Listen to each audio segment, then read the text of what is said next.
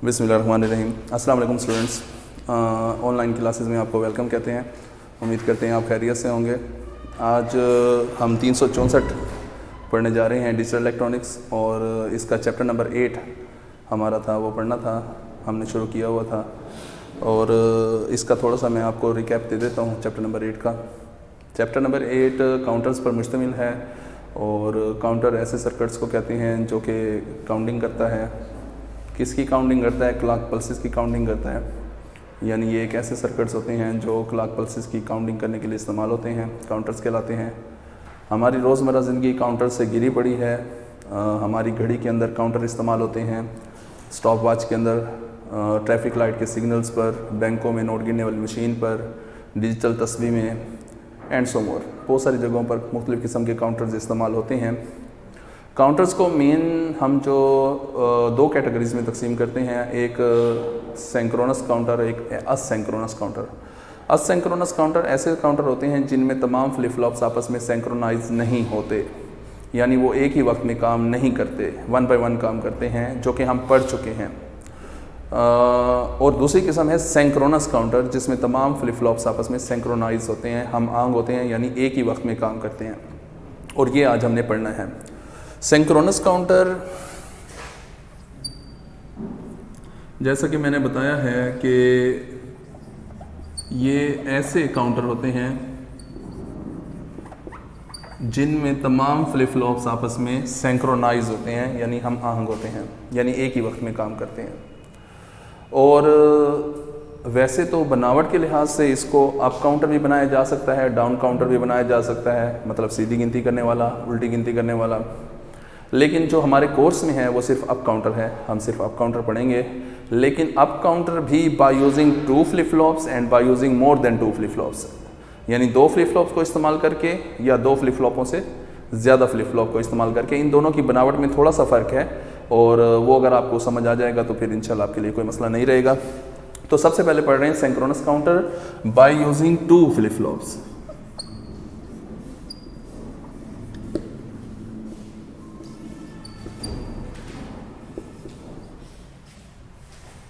FF flip flop का abbreviation है, ठीक है।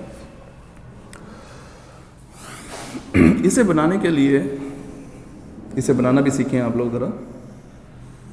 तो बनाने के लिए इसे सबसे पहले हमारे पास 2 फ्लिप फ्लॉप होने चाहिए, और फ्लिप फ्लॉप भी कौन से? JK flip flop. ये बात हमने डिस्कस की थी क्लास के अंदर कि जितने भी रजिस्टर होते हैं वो सारे के सारे RS फ्लिप फ्लॉप से बनते हैं, जबकि जितने भी काउंटर्स होते हैं वो सारे JK फ्लिप फ्लॉप से बनते हैं। इसमें सबसे पहला काम हमने ये करना है कि इनकी क्लॉक पल्सेस को, क्लॉक इनपुट्स को हम शॉर्ट कर देंगे और एक कॉमन क्लॉक इनपुट निकाल लेंगे। ये हमारे पास एक क्लॉक इनपुट निकल आई जहाँ पर हमने क्लॉक पल्सेस अप्लाई करनी है, जिनको हमने गिनना है। ठीक हो गया। और क्लॉक पल्सेस शॉर्ट करने का मकसद ये है कि जब हम एक क्लॉक पल्स देंगे वो सारे फ्लिप फ्लॉपों को एट अ टाइम मिलेगी, जिसकी वजह से सारे फ्लिप फ्लॉप्स एक ही वक्त में काम करेंगे। लिहाजा हम कहेंगे कि ये हमारा सिंक्रोनस काउंटर है, जिसमें तमाम फ्लिप फ्लॉप्स सिंक्रोनाइज हैं, हम आगे एक ही वक्त में काम कर रहे हैं। पहले फ्लिप फ्लॉप की JK को हमने खुद ही 1-1 पे रखा हुआ है, खुद से 1-1 दिया हुआ है, जिसकी वजह से ये बतौर टॉगल काम कर रहा है। हमने पढ़ा था JK फ्लिप फ्लॉप में कि जब उसकी JK इनपुट 1 होती है, J और K दोनों 1 होती हैं, तो ये बतौर टॉगल काम करता है। और टॉगल का मतलब होता है चेंज इन लास्ट कंडीशन, पिछली कंडीशन में चेंजिंग ले आना। अगर इसकी आउटपुट पर 0 होगा तो ये इसे 1 कर देगा, और अगर 1 होगा तो ये उसे 0 कर देगा। जबकि अगला जो फ्लिप फ्लॉप है उसकी इनपुट्स को हम शॉर्ट कर देते हैं पिछले फ्लिप फ्लॉप की Q के साथ। अब इसका मतलब है अगले फ्लिप फ्लॉप की काम करने का इन्हिसार पिछले फ्लिप फ्लॉप की Q आउटपुट पर है। अगर Q आउटपुट 0 होगी तो यहाँ पर 0-0 मिलेगा, और हमें मालूम है कि JK फ्लिप फ्लॉप को जब 0-0 मिलता है तो वो बतौर नो चेंज काम करता है, यानी उसकी आउटपुट पर कोई तब्दीली नहीं आती। और जब हम JK पर 1-1 देते हैं तो वो बतौर टॉगल काम करता है, यानी आउटपुट को उलट कर देता है। तो इस लिहाज से हम देखेंगे कि उसने क्या काम करना है। बाकी इसकी जो मेन आउटपुट होती है वो क्यू से होती है, तो क्यू से हम डिस्प्ले निकाल लेंगे। ये पहला जो डिस्प्ले है इसको हम कहते हैं 1S वाला डिस्प्ले, और ये दूसरा 2S वाला डिस्प्ले है। ये बन गया हमारा synchronous counter by using 2 flip flops. अब देखते हैं ये काम कैसे करता है। शुरू में जब हम इसको कोई क्लॉक पल्स नहीं दे रहे तो हम देखते हैं कि इसकी तमाम आउटपुट्स 0 0 हैं, जो कि यहाँ से आई है और ये यहाँ से आई है, क्योंकि इसने 0 0 काउंट किया हुआ है। अब पहले फ्लिप फ्लॉप की आउटपुट पर जो 0 0 है, ये 0 J पर भी जा रहा है और यही 0 K पर जा रहा है। अब इसका मतलब दूसरे फ्लिप फ्लॉप की इनपुट J के 0 0 हो गई है। इसका मतलब है हमारा ये फ्लिप फ्लॉप बतौर नो चेंज कंडीशन में काम कर रहा है, ये आउटपुट को तब्दील नहीं करेगा। अब मैं इसको पहली फ्लिप फ्लॉप, पहली क्लॉक पल्स देता हूँ। अब वो क्लॉक पल्स इसे भी मिलेगी, इसे भी मिलेगी। अच्छा, ये मैंने यहाँ पर negative edge triggering flip flop लिए हुए हैं, तो आप पॉजिटिव भी ले सकते हैं, इससे कोई फर्क नहीं पड़ता। पॉजिटिव एज ट्रिगिंग ले लें या नेगेटिव एज ट्रिगिंग ले लें, कोई फर्क नहीं पड़ता इससे। अच्छा, अब जब मैं पहली क्लॉक पल्स दूंगा, वो क्लॉक पल्स दोनों फ्लिप फ्लॉप्स को मिलेगी। दोनों flip flops at a time काम करेंगे, और क्या काम करेंगे वो हम यहाँ से देखेंगे। जो फ्लिप फ्लॉप बतौर टॉगल काम कर रहा है उसकी आउटपुट को उलट करके 1 कर देंगे, मतलब उलट कर देंगे, और जो फ्लिप फ्लॉप नो चेंज काम कर रहा है उसकी आउटपुट को तब्दील नहीं करेंगे, वो वैसे के वैसे रहेगी। अब ये वाला 1 यहाँ से यहाँ पर आया, ये वाला 1 यहाँ से यहाँ पर गया, और यही 1 यहाँ से यहाँ पर गया। तो हमने देखा जे के फ्लिप फ्लॉप 1 1 हो गए हैं, जे के 1 1 हो गए, तो ये भी बतौर टॉगल हो गया। जबकि डिस्प्ले पर हम देखते हैं 1S आई हो गया, इसका मतलब है 1 तक गिनती हो गई। पहली क्लॉक पल्स 1 तक गिनती। जब मैं इसे दूसरी क्लॉक पल्स देता हूँ तो ये क्लॉक पल्स दोनों फ्लिप फ्लॉप्स को मिलेगी, और दोनों flip flop at a time काम करेंगे। और क्या काम करेंगे वो यहाँ से देखेंगे। पहला फ्लिप फ्लॉप टॉगल है, तो ये अपनी आउटपुट को उलट करके 0 कर देगा। दूसरा फ्लिप फ्लॉप भी टॉगल है, ये अपनी आउटपुट को उलट करके 1 कर देगा। ये 0 यहाँ पर आ गया, और यही 0 यहाँ से यहाँ पर भी जा रहा है, यहाँ पर भी जा रहा है। अब दूसरा फ्लिप फ्लॉप बतौर नो चेंज काम कर रहा है, क्योंकि उसकी जे के 0 0 हो गई है। जबकि ये वाला 1 इस डिस्प्ले पर आया, अब 2S हाई हो गया और हमारी 2 तक गिनती हो गई। दूसरी क्लॉक पल्स 2S हाई हो गया, 2 तक गिनती हो गई। जब मैं इसे तीसरी क्लॉक पल्स देता हूं तो ये तीसरी क्लॉक पल्स इसे भी मिलती है और इसे भी मिलती है। दोनों फ्लिप फ्लॉप काम करेंगे दोबारा से, और क्या काम करेंगे यहां से देखेंगे। ये बतौर टॉगल है, तो आउटपुट को उलट करके 1 कर देगा। ये नो चेंज है, कोई तब्दीली नहीं आएगी, आउटपुट पर जो कंडीशन खड़ी है वही खड़ी रहेगी। अब ये वाला 1 यहाँ से यहाँ पर भी आएगा, और ये वाला 1 यहाँ से यहाँ पर भी, और यहाँ पर भी। जे के 1 1 हो गया, तो ये फ्लिप फ्लॉप बतौर टॉगल काम कर रहा है। जब मैं इसे चौथी क्लॉक पल्स देता हूँ, ये चौथी क्लॉक पल्स भी दोनों फ्लिप फ्लॉप्स को मिल रही है। दोनों flip flops at a time काम कर रहे हैं। क्या काम करते हैं यहाँ से देखते हैं। टॉगल है तो आउटपुट को उलट करके 0 कर देगा, ये टॉगल है तो आउटपुट को उलट करके 0 कर देगा। ये 0 यहाँ पर, ये 0 यहाँ पर, और ये 0 यहाँ पर, ये 0 यहाँ पर, और ये फ्लिप फ्लॉप बतौर नो चेंज काम करेगा। हमने ये देखा कि 2 फ्लिप फ्लॉप इस्तेमाल कर रहे हैं, तो 2 की ताकत 2 बराबर है 4। इसका मतलब ये 0 से 3 तक गिनती कर सकता है, इससे ज़्यादा नहीं कर सकता। जब इसने 3 तक काउंट कर लिया था, उसके बाद दोबारा देखें ये दोनों 0 0 हो गए हैं, इसने दोबारा से गिनती शुरू कर दी है। तो अगर हम 4 तक, मतलब 0 से लेकर 3 तक गिनती कराना चाहते हैं, तो फिर हम 2 फ्लिप फ्लॉप वाला काउंटर बनाएंगे। लेकिन अगर हम इससे ज़्यादा काउंटिंग कराना चाहते हैं, फिर इसी हिसाब से फ्लिप फ्लॉप्स की तादाद चूज़ करेंगे। अब हम बनाने जा रहे हैं इसी फ्लिप फ्लॉप को by using more than 3 flip flop, और more than 2 flip flop, sorry.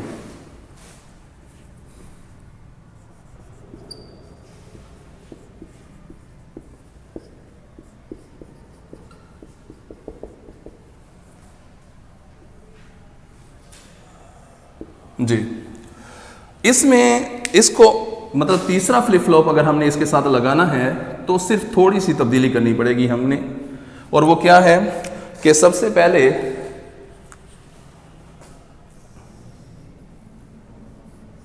हम इसके अंदर एक तीसरे फ्लिप फ्लॉप का इजाफा करेंगे। ये मैं डायग्राम आपके सामने इसलिए बनाता हूं ताकि आप डायग्राम बनाना भी सीखें, ठीक है। इसको साथ साथ गौर किया करें। वैसे तो बनी हुई किताब के अंदर होती है, आप देख सकते हैं, लेकिन सामने बनाने का मकसद यही होता है कि आप डायग्राम को देखें, समझें कि उसे बनाना कैसे है, ताकि आपको डायग्राम बनाना दिया है।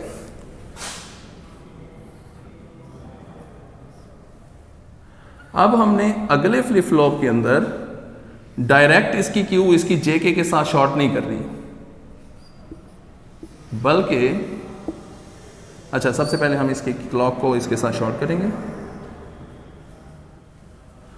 बल्कि हम अब डायरेक्ट इसके क्यू को जेके के साथ शॉर्ट नहीं करनी, बल्कि इसकी क्यू आउटपुट और इसी की इनपुट्स, उन दोनों के साथ एक एंड गेट लगाएंगे और उस एंड गेट की जो आउटपुट है वो हम जोड़ देंगे इसकी जेके के साथ। जब आप दो फ्लिप फ्लॉप से ज्यादा फ्लिप फ्लॉप यूज करोगे तब ये आपको टेक्निक यूज करनी पड़ेगी और ये हर फ्लिप फ्लॉप के साथ होगी। मतलब अगर मैं इसके साथ एक और चौथा फ्लिप फ्लॉप बढ़ाना चाहता हूं तो ये भी लगा रहेगा, इसके साथ भी यही कुछ, इसकी आउटपुट और इसी की इनपुट के साथ एंड गेट लगाकर फिर अगले फ्लिप फ्लॉप की जेके को वन दूंगा, फिर ये सिलसिला पांचवें के साथ, छठे के साथ। तो दो से ज्यादा जब आप फ्लिप फ्लॉप लगाएंगे तो आप हर फ्लिप फ्लॉप के साथ ये टेक्निक इस्तेमाल करेंगे। ठीक हो गया। और फिर इससे हम आउटपुट डिस्प्ले निकाल लेते हैं जिसको हम 4 इसका नाम देते हैं। ये असल में हम डबल कर रहे हैं, 1 का डबल 2, 2 का डबल 4। अगर अगला होगा तो फिर वो 8 हो जाएगा, अगर अगला फ्लिप फ्लॉप और हो जाएगा तो वो 16 हो जाएगा। तो डबल करते जाना है इसको। ठीक है। अब देखते हैं ये काम कैसे करता है। पहले फ्लिप फ्लॉप को हमने खुद से वही 1-1 पे रखा हुआ है, ठीक है, जिसकी वजह से ये बतौर टॉगल काम कर रहा है। बाकी दो फ्लिप फ्लॉप क्या काम करते हैं वो डिपेंड करता है पिछले फ्लिप फ्लॉप की इनपुट के ऊपर। देखते हैं कैसे काम करता है। जब शुरू में हमने इसे कोई क्लॉक पल्स नहीं दी तो इसने 0-0 काउंट किया हुआ है। ये 0 कहाँ से आया है? यहाँ से। ये 0 यहाँ से आया है और ये 0 यहाँ से आया है। ये 0 इसकी जे के इनपुट पर जा रहा है और यही 0 इस एंड गेट की इनपुट पर आ रहा है। ये 0 यहाँ पर 0-0, हमें मालूम है एंड गेट मल्टीप्लाई करता है तो 0-0 ज़रब खाएगा 0 और यही 0 अगले फ्लिप फ्लॉप की जेके के ऊपर। तो हम देखते हैं इस फ्लिप फ्लॉप की जेके भी 0-0 है, जिसकी वजह से ये नो चेंज काम कर रहा है। अगले फ्लिप फ्लॉप की इनपुट भी 0-0 है, ये भी नो चेंज काम कर रहा है। जब मैं इसे पहली क्लॉक पल्स देता हूं तो ये क्लॉक पल्स तीनों फ्लिप फ्लॉप्स को मिलेगी, जिसकी वजह से तीनों flip flops at a time काम करेंगे। और क्या काम करेंगे वो हम यहां से देखेंगे। जो फ्लिप फ्लॉप टॉगल काम कर रहा है उसकी आउटपुट को उलट कर देंगे और जो फ्लिप फ्लॉप नो चेंज काम कर रहा है उसकी आउटपुट पर कोई तब्दीली नहीं लाएंगे, इसकी आउटपुट पर भी कोई तब्दीली नहीं लाएंगे। अब ये 1 यहां से यहां पर जा रहा है, 1s हाई हो गया, एक तक गिनती हो गई। और ये 1 यहां पर भी जा रहा है, यहां पर भी जा रहा है और यहां पर भी जा रहा है। इस फ्लिप फ्लॉप की जेके 1-1 हो गई तो ये बतौर टॉगल काम कर रहा है। जबकि यहां पर 1-0 ज़रब खाएगा 0 और ये 0 यहां पर जाएगा तो तीसरा फ्लिप फ्लॉप बतौर नो चेंज काम कर रहा है। जब मैं इसे दूसरी क्लॉक पल्स देता हूं तो ये दूसरी क्लॉक पल्स भी तीनों फ्लिप फ्लॉप्स को मिलेगी, जिसकी वजह से तीनों flip flops at a time काम करेंगे। और क्या काम करेंगे? जो टॉगल है उसकी आउटपुट उलट हो जाएगी, जो टॉगल है उसकी आउटपुट उलट हो जाएगी, जो नो चेंज है उसकी आउटपुट तब्दील नहीं होगी, वो वैसे की वैसे रहेगी। ये 0 यहां से यहां पर आया, ये वाला 1 यहां से यहां पर आया और वो 0 वहां से वहां पर आया। 2s हाई हो गया, 2 तक गिनती हो गई। दूसरी क्लॉक पल्स 2 तक गिनती। यहां से ये 0 यहां पर जा रहा है और इसके के पर आ रहा है, जे के 0-0 हो गया तो ये बतौर नो चेंज काम करेगा। जबकि ये 0 यहां पर और यहां से ये वाला 1 यहां पर। एंड गेट की एक इनपुट 0 एक 1, 0-1 ज़रब खाएगा 0 तो आउटपुट 0, ये दोनों नो चेंज हो गए। जब मैं इसे तीसरी क्लॉक पल्स दूंगा तो ये तीनों फ्लिप फ्लॉप्स को मिलेंगी। पहला फ्लिप फ्लॉप टॉगल है तो ये बतौर आउटपुट यानी चेंज कर देगा। दूसरा फ्लिप फ्लॉप नो चेंज है, आउटपुट को तब्दील नहीं करेगा। तीसरा फ्लिप फ्लॉप नो चेंज है, आउटपुट को तब्दील नहीं करेगा। ये वाला 1 यहां से यहां पर आ गया, ये वाला 1 यहां से यहां पर आ गया, ये 0 यहां पर आ गया। 2s भी हाई हो गया, 1s भी हाई हो गया। 2 और 1 3 तक गिनती हो गई। ये वाला 1 यहां से यहां पर जा रहा है और ये वाला 1 यहां से यहां पर जा रहा है। 1-1 ज़रब खाएगा 1, ये वाला 1 अगले फ्लिप फ्लॉप की जेके पर जा रहा है। अब तीसरा फ्लिप फ्लॉप भी बतौर टॉगल हो गया, दूसरा फ्लिप फ्लॉप भी बतौर टॉगल हो गया, पहला फ्लिप फ्लॉप भी टॉगल काम कर रहा है। जब मैं इसे चौथी क्लॉक पल्स देता हूं, ये क्लॉक पल्स तीनों फ्लिप फ्लॉप्स को मिलेगी। तीनों flip flop at a time काम करेंगे। और क्या काम करेंगे? ये बतौर टॉगल है तो आउटपुट को उलट करके 0 कर देगा, ये भी टॉगल है तो आउटपुट को उलट करके 0 कर देगा, ये टॉगल है तो आउटपुट को उलट करके 1 कर देगा। ये वाला 1 यहां पर आ गया, ये 0 यहां पर आ गया और ये 0 यहां से यहां पर आ गया। 4s हाई हो गया, 4 तक गिनती हो गई। हमने चौथी क्लॉक पल्स दी और 4 तक गिनती हो गई। ये 0 यहां से यहां पर, यही 0 यहां से यहां पर। इस फ्लिप फ्लॉप की जे के 0-0 हो गई तो ये नो चेंज हो गया। ये 0 यहां पर, ये 0 यहां पर, 0-0 ज़रब खाएगा 0 और ये 0 अगले फ्लिप फ्लॉप की जे के ऊपर। तीसरा फ्लिप फ्लॉप नो चेंज, दूसरा भी नो चेंज, पहला टॉगल। जब इसे 5वीं क्लॉक पल्स दूंगा तो ये क्लॉक पल्स तीनों फ्लिप फ्लॉप्स को मिलेगी। तीनों flip flops at a time काम करेंगे। और क्या काम करेंगे, इसकी आउटपुट, मतलब ये टॉगल है तो आउटपुट उलट होकर 1 हो जाएगी। ये नो चेंज है, कोई तब्दील नहीं होगी। ये नो चेंज है, कोई तब्दील नहीं होगी। ये 0 यहाँ पर, वो 1 यहाँ पर, और ये वाला 1 यहाँ पर। 4S और 1S हाई, 4 और 1 5, 5वीं क्लॉक पल्स, 5 तक गिनती हो गई। ये वाला 1 यहाँ पर, ये 1 यहाँ पर भी आ रहा है, दूसरा फ्लिप फ्लॉप टॉगल हो गया। इसी तरह ये वाला 1 यहाँ पर आ रहा है, ये 0 यहाँ पर, 1 0 तरफ खाएगा 0, तो इस फ्लिप फ्लॉप की जे के 0 होने की वजह से ये नो चेंज काम कर रहा है। जब इसे छठी क्लॉक पल्स देता हूँ, ये क्लॉक पल्स तीनों फ्लिप फ्लॉप्स को मिल रही है और तीनों flip flops at a time काम कर रहे हैं। ये बतौर टॉगल काम कर रहा है, आउटपुट को उलट करके 0 कर देगा। ये भी टॉगल काम कर रहा है, ये आउटपुट को उलट करके 1 कर देगा। ये नो चेंज है, कोई तब्दीली नहीं आएगी। ये 1 यहाँ पर, ये 1 यहाँ पर, और ये 0 यहाँ से यहाँ पर। 4 और 2 6, 6 तक गिनती हो गई। ये 0 यहाँ पर, ये 0 यहाँ पर, ये नो चेंज हो गया। ये 0 यहाँ पर, ये वाला 1 यहाँ पर, 0 1 तरफ खाएगा 0, 0 0 यहाँ पर, ये नो चेंज हो गया। जब इसे 7वीं क्लॉक पल्स देते हैं, 7वीं क्लॉक पल्स भी तीनों फ्लिप फ्लॉप्स को मिलेगी।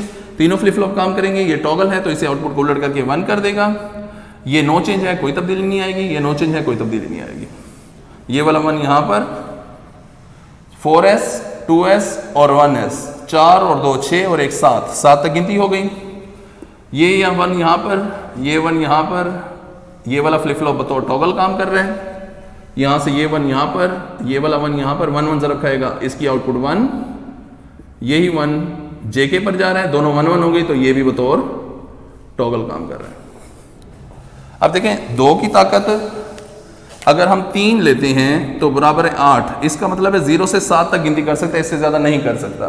अब ये 7 तक गिनती कर चुका है। अब देखते हैं अगर 8वीं क्लॉक पल्स देते हैं तो फिर ये क्या करता है। ये क्लॉक पल्स तीनों फ्लिप फ्लॉप्स को मिलेगी। तीनों flip flops at a time काम करेंगे। क्या काम करेंगे, ये टॉगल है तो आउटपुट को उलट करके 0 कर देगा। ये टॉगल है तो आउटपुट को उलट करके 0 कर देगा। ये टॉगल है तो आउटपुट को उलट करके 0 कर देगा। ये 0 यहाँ पर, ये 0 यहाँ पर, ये 0 यहाँ पर, और यही 0 आगे चलते जाएंगे। तो इस तरह इसने 7 के बाद फिर दोबारा 0 से गिनती स्टार्ट कर दी है। तो ये एक ऐसा काउंटर है जो मैक्सिमम 7 तक गिनती कर सकता है। 7 के बाद ये दोबारा से गिनती स्टार्ट कर देता है। ये थे हमारे काउंटर्स जो हम पढ़ चुके हैं। अब इंशाल्लाह हम अगला चैप्टर शुरू करने जा रहे हैं जो कि मेमोरी पर मुश्तमिल। तो अब हम शुरू करने जा रहे हैं डिजिटल इलेक्ट्रॉनिक्स का 9वां चैप्टर जो कि मेमोरी पर मुश्तमिल है। तो देखते हैं क्या होती है। देखिए मेमोरी की अगर बात करें तो हर वो चीज़ जिसमें हम डाटा स्टोर कर सकते हैं वो मेमोरी कहलाती है। इसमें हमारा रजिस्टर एक मेमोरी है, हमारा कैलेंडर मेमोरी है। अली बाबा 40 चोर में वो जो एक घड़ा इस्तेमाल करती थी लड़की, जिसमें वो कंकर डालकर वो दिन की काउंट करती थी, वो घड़ा तक भी एक मेमोरी है। ठीक है, तो हर वो चीज़ जिसमें हम डाटा स्टोर कर सकते हैं वो मेमोरी कहलाती है। यहाँ पर चूंकि हम इलेक्ट्रॉनिक्स पढ़ रहे हैं तो इलेक्ट्रॉनिक्स के अंदर वो सर्किट्स जिनके अंदर हम डाटा स्टोर कर सकते हैं वो इलेक्ट्रॉनिक मेमोरी कहलाती है। इलेक्ट्रॉनिक मेमोरी को हम बेसिकली 2 कैटेगरीज में तकसीम करते हैं।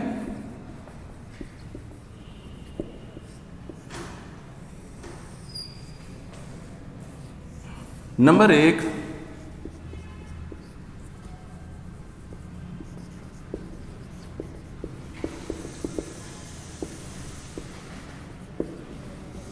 मैग्नेटिक मेमोरी,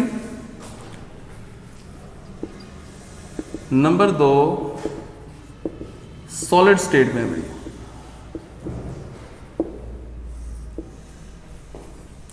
मैग्नेटिक मेमोरी ऐसी मेमोरी होती है जो डाटा को मकनातीसी लहरों की सूरत में स्टोर करती है।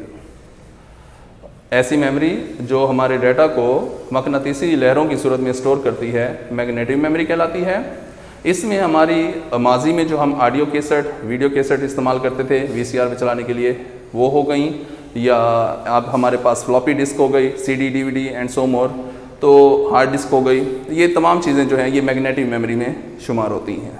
मैग्नेटिक मेमोरी में कैसे हम डाटा स्टोर करते हैं, मसलन मैं फ़र्ज़ करता हूँ ये मेरे पास एक ऑडियो कैसेट की एक रील है, तो इसको हमने छोटे छोटे पिक्सल के अंदर डिवाइड किया होता है।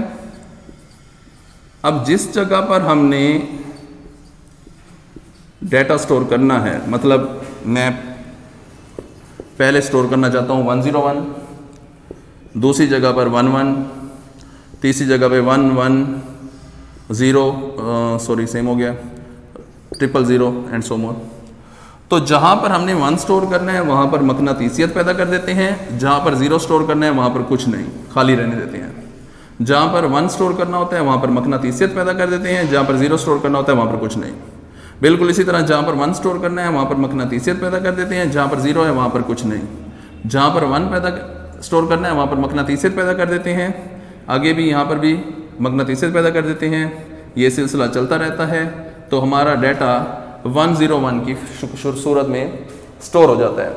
इसी तरीके से जब ये रील एक हेड के ऊपर से गुजरती है और वो हेड के अंदर एक कॉइल बनाई जाती है, अब अगर ये कॉइल एक ऐसे पिक्सल के ऊपर से गुजरे जिसके अंदर मकनातीसियत स्टोर है, तो इस मकनातीस का फ्लक्स इस कॉइल के साथ लिंक करेगा, जिसकी वजह से इसे काटेगा। और फैराडे लॉ के मुताबिक जब कोई कंडक्टर किसी फ्लक्स को काटता है तो उसके अंदर ईएमएफ पैदा होती है, लिहाजा इस कॉइल में ईएमएफ पैदा होगी जो शो करेगी कि यहाँ पर 1 स्टोर है। और अगर ये हेड, रीड राइट हेड जिसे हम कहते हैं, ये एक ऐसे पिक्सल के ऊपर से गुजरे जिसके अंदर मकनातीसियत स्टोर नहीं है, तो यकीनन यहाँ पर फ्लक्स भी नहीं होगा जो कि इस कॉइल्स को कता नहीं करेगा, और उसके अंदर कोई ईएमएफ इंड्यूस नहीं होगी जो ये शो करेगा कि यहाँ पर 0 स्टोर है। तो इस तरीके से हम इनको पहले स्टोर कर लिखते हुए लिख लेते हैं इनके ऊपर 0101 की फॉर्म में, और फिर पढ़ने के टाइम इस तरह इनको रीड कर लिया जाता है कि हमने यहाँ पर क्या स्टोर किया था। बिल्कुल इसी तरीके से यही फेनोमिना हम इस्तेमाल करते हैं सीडी के अंदर, डीवीडी के अंदर। उसको क्वार्टर्स और सेक्टर्स में डिवाइड कर देते हैं और उनके अंदर फिर हम पिक्सल्स की सूरत में अपना डाटा स्टोर कर लेते हैं या मकनातीसी लहरों की सूरत में। दूसरी तरफ आते हैं solid state memory. Solid state memory ऐसी मेमोरी होती है जो सॉलिड स्टेट डिवाइसेस से मिलकर बनती है। सॉलिड स्टेट डिवाइसेस जो ऐसी डिवाइसेस होती हैं जो सॉलिड मतलब सेमीकंडक्टर से बनी हों, मतलब सेमीकंडक्टर की सारी कंपोनेंट्स सॉलिड स्टेट कंपोनेंट्स कहलाते हैं। और ऐसी मेमोरी जो इन कंपोनेंट्स को यूज़ करके बनाई गई हो, like diode, transistor, MOSFET and so more, तो इनको इस्तेमाल करके जो मेमोरी बनाई जाती है उसे सॉलिड स्टेट मेमोरी कहते हैं। सॉलिड स्टेट मेमोरी को बेसिकली 2 कैटेगरीज में डिवाइड करते हैं। Number 1 volatile memory, number 2 non volatile memory.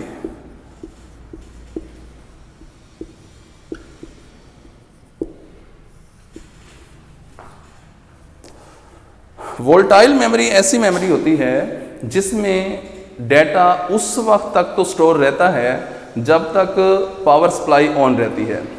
जैसे ही हम पावर सप्लाई ऑफ करते हैं तो इसमें स्टोर शुदा डाटा सारा ज़ाया हो जाता है। इस मेमोरी को कहते हैं वोल्टाइल मेमोरी। एक दो फिर रिपीट कर रहा हूँ, वोल्टाइल मेमोरी ऐसी मेमोरी होती है जिसमें अगर सप्लाई ऑफ हो जाए तो हमारा डाटा ज़ाया हो जाता है।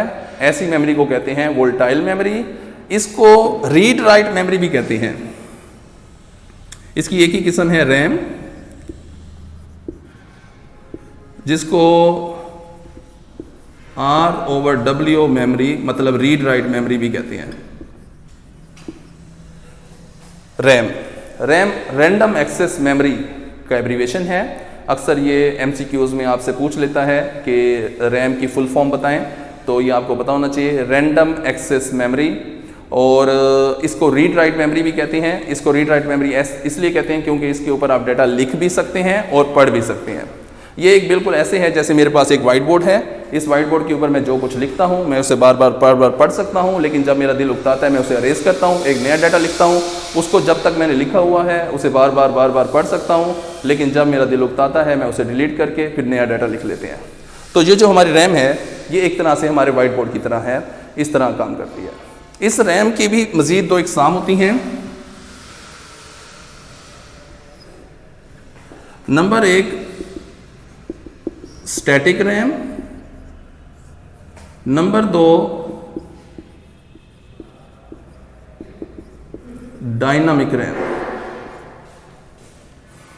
स्टैटिक रैम ऐसी रैम होती है जो कि फ्लिप फ्लॉप्स पर मुश्तमिल होती है। अभी हमने डिजिटल इलेक्ट्रॉनिक्स के यानी पिछले चैप्टर के अंदर जो फ्लिप फ्लॉप्स वगैरह पढ़े हैं उनको यूज़ करके जो मेमोरी बनाई जाती है उसे हम कहते हैं डायनामिक रैम। उसके अंदर हम एक फ्लिप फ्लॉप के अंदर एक वक्त में एक बिट को स्टोर कर सकते हैं या 0 या 1 को, और हमें ये भी मालूम है कि वो एक आर्जी फ्लिप फ्लॉप आर्जी स्टोरेज मेमोरी है, जब तक उसकी सप्लाई बहाल रहती है उसमें डाटा स्टोर रहता है, जैसे सप्लाई ऑफ होती है डाटा ज़ाया हो जाता है। तो ये जो स्टैटिक रैम है ये फ्लिप फ्लॉप्स को इस्तेमाल करके बनाई जाती है, जबकि डायनामिक रैम ऐसी रैम होती है जो कैपेसिटर को इस्तेमाल करके बनाई जाती है। ये बहुत ज़्यादा सस्ती पड़ती है क्योंकि ये कैपेसिटर पर मुश्तमिल होती है और कैपेसिटर बहुत ज़्यादा सस्ते होते हैं, लेकिन इसका एक साइड इफ़ेक्ट ये है कि इसके अंदर डाटा थोड़े से वक्फे के बाद ज़ाया हो जाता है, जिसकी वजह से इसको अगर हम ज़ाया होने से बचाना चाहते हैं तो हमें बार बार इसको रिफ़्रेश करना पड़ता है। जैसे हम कंप्यूटर के अंदर बार बार रिफ़्रेश का ऑप्शन करते हैं तो वो इसीलिए करते हैं ताकि इसके अंदर डाटा बहाल रहे और ये एक्टिव रहे, काम करती रहे हमारी रैम। तो ये कैपेसिटर पर मुश्तमिल होती है जिसे हम डायनामिक रैम कहते हैं। अब चलते हैं नॉन वोलेटाइल मेमोरी की तरफ। तो नॉन वोलेटाइल मेमोरी ऐसी मेमोरी होती है जिसमें सप्लाई ऑफ होने के बाद भी हमारा डाटा सेव रहता है और उस वक्त तक जब तक हम ना चाहें, हम उसे डिलीट ना करना चाहें, उस वक्त वो डाटा हमारा सेव रहता है। अच्छा, वोलेटाइल मेमोरी की जो सबसे मेन किस्म है उसे हम कहते हैं रोम। रोम एब्रीवेशन है रीड ओनली मेमोरी का। ये ऐसी मेमोरी होती है जिसको प्रोग्रामर या मैन्युफैक्चरर बनाते वक्त जिस तरह डिज़ाइन कर देता है आप उसे बार बार यूज़ कर सकते हैं, पढ़ सकते हैं, लेकिन आप अपनी मर्ज़ी से उसके अंदर तरमीम नहीं कर सकते, उसे डिलीट नहीं कर सकते। इसे कहते हैं ये रोम, इसे रीड ओनली मेमोरी कहते हैं। ठीक हो गया। रीड ओनली मेमोरी को मज़ीद हम डिवाइड करते हैं दो कैटेगरीज में।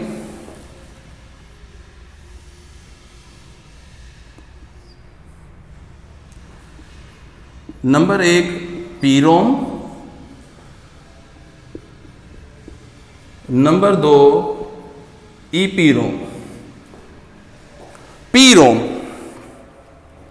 पी रोम एब्रीवेशन है प्रोग्रामेबल रीड ओनली मेमोरी का। मैं कोशिश करूंगा कि अभी इनकी फुल फॉर्म्स यहां पर लिख दूंगा थोड़ी देर बाद, अभी मैं ज़रा पहले बता दूं आपको। तो पी रोम जो है एब्रीवेशन है प्रोग्रामेबल रीड ओनली मेमोरी। ये ऐसी मेमोरी होती है जिससे प्रोग्रामिंग के ज़रिए हम रीड ओनली बनाते हैं। ये बेसिकली पहले से रीड ओनली नहीं होती, रीड ओनली मेमोरी नहीं होती, रोम नहीं होती, इसे प्रोग्रामिंग के ज़रिए बनाया जाता है। मसलन इसकी एग्जांपल लेते हैं, हमारे मेमोरी कार्ड के अंदर कोई एक डाटा सेव है, लाइक सॉन्ग है या नात है, और उसको हम रोम बनाना चाहते हैं, रीड ओनली मेमोरी, तो उसे हम अपने कंप्यूटर के साथ अटैच करेंगे।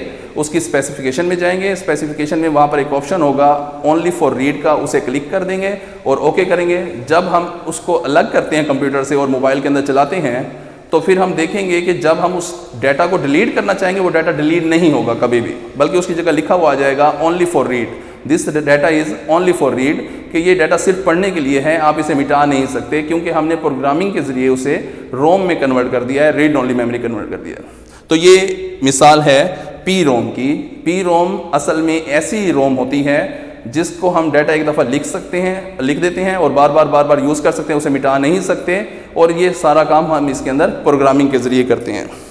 दूसरी तरफ चलते हैं erasable programmable read only memory. Erasable programmable read only memory ऐसी मेमोरी होती है जिसके अंदर हम डाटा जो एक दफ़ा लिख देते हैं उसे बार बार पढ़ सकते हैं, और फिर जब हमारा दिल चाहता है उसे डिलीट कर देते हैं, उसकी जगह नया डाटा स्टोर कर देते हैं, और उस डाटा को जब तक हम यूज़ करते रहते हैं, उसके बाद जब उसे डिलीट करना चाहें करके दूसरा डाटा सेव कर सकते हैं। अब आपके जहन में एक सवाल पैदा हो रहा होगा कि रैम में भी यही काम करती हैं, ईपी रोम में भी यही काम करते हैं, तो इन दोनों में फ़र्क क्या है? इन दोनों में फ़र्क वही बात आ गई, वोलेटाइल और नॉन वोलेटाइल का फ़र्क है। ये ऐसी मेमोरी है जिसमें वाकई जब तक हमने, जैसे व्हाइट बोर्ड के ऊपर जब तक लिखा हुआ है हम बार बार पढ़ सकते हैं, जब इसे मिटाएंगे उसकी जगह दूसरा लिख देंगे। लेकिन इसमें ये ऑप्शन है कि जब सप्लाई ऑफ हो जाएगी तो इसके अंदर जो डाटा सेव है वो सारा ज़ाया हो जाएगा, जबकि ईपी रोम में अगर डाटा सप्लाई ऑफ भी हो जाए तो वो डाटा बरकरार रहेगा उस वक्त तक जब तक हम उसे खुद नहीं मिटाएंगे। लाइक हमारा मेमोरी कार्ड, उसके अंदर हमारे पास बहुत सारा डाटा सेव होता है, कोई एक गाना हम डिलीट करना चाहते हैं, कोई एक नाच डिलीट करना चाहते हैं, कोई एक डाटा हम फाइल डिलीट करना चाहते हैं, उसे डिलीट करते हैं, उसकी जगह नई अपलोड कर देते हैं। तो इस तरीके से ये ईपी रोम की अरेजेबल प्रोग्रामेबल रीड ओनली मेमोरी की मिसाल है। मतलब जो कुछ हमने उसके अंदर लिख दिया उसे बार बार पढ़ सकते हैं, और फिर जब दिल उकताया उसे डिलीट कर दिया। अच्छा, डिलीट करेंगे उसके पहले अगर मोबाइल की बैटरी ख़त्म भी हो जाए तब भी वो डाटा सेव रहता है, इसलिए क्योंकि ये नॉन वोलेटाइल मेमोरी है। ओके हो गया। अब ईपी रोम की फिर मजीद दो इकसाम हैं डाटा अरेज करने के लिहाज से, कि हम डाटा अरेज कैसे करते हैं। नंबर दो,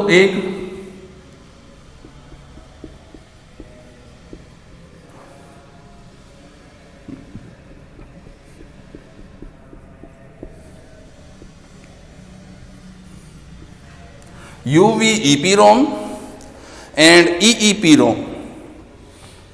UVEPROM एब्रीवेशन है ultra violet erasable programmable read only memory, और EEPROM एब्रीवेशन है electrically erasable programmable read only memory का। पहले हम डिस्कस करेंगे UVEPROM, ultra violet erasable programmable read only memory. ये ऐसी मेमोरी होती है जिसके अंदर हमने जो डाटा एक दफ़ा प्रोग्रामिंग के जरिए लिख दिया उसे हम बार बार पढ़ सकते हैं। फिर जब हमारा दिल उकताता है, हम उसे डिलीट करना चाहते हैं, तो डिलीट करने के लिए हम इस मेमोरी कार्ड को डिवाइस से अलग करेंगे। फिर हमारे पास एक मशीन होती है जिसे हम अल्ट्रा वायलेट रेज मशीन कहते हैं, उसके नीचे इसे रखेंगे। इस मेमोरी कार्ड के ऊपर एक विंडो बनी होती है, खिड़की, उसे स्लाइड की सूरत में विंडो को खोला जाता है और उसके ऊपर फिर अल्ट्रा वायलेट रेज डाली जाती हैं, जिसकी वजह से उसके अंदर मौजूद तमाम डाटा ज़ाया हो जाता है।